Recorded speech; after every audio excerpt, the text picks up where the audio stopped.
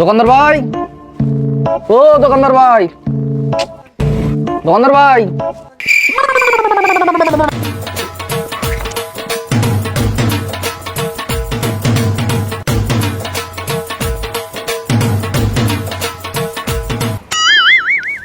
হ্যাঁ ভাই বলেন, কি দেবো?